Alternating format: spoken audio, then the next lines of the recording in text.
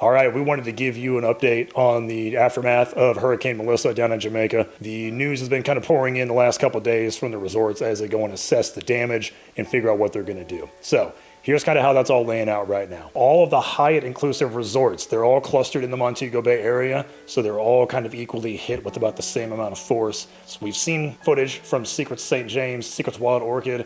It is not good. They've got a good amount of damage. What the Hyatt is actually doing is they are not accepting any new guests until January 30th of next year. They're giving themselves 3 months to assess the situation, repair the damages, make sure everything is up and running like it's supposed to be. So Excellence Oyster Bay did not have a whole lot of structure damage, which is great. So they're in the cleanup process now.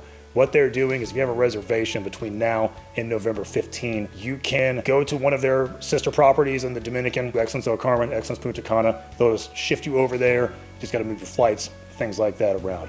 If you do want to cancel, Excellence has a 3-day before you show up cancellation policy if your trip happens to fall between that. But they should be up and running here pretty soon. Couples resorts, there's 4 of them on the island. They are not accepting any new guests for the next 2 weeks. They have said that they did receive minimal damage. They're just in a cleanup process right now. So if you do have a reservation at Couples between now and Christmas, if you want to shift those dates around, they are waiving the penalty for moving your reservation. Then lastly, Sandals.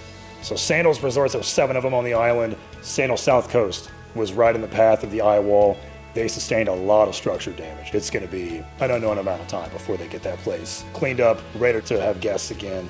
The other ones, though, fared a little bit better. The ones in Ocho Rios just had a little bit of cosmetic damage.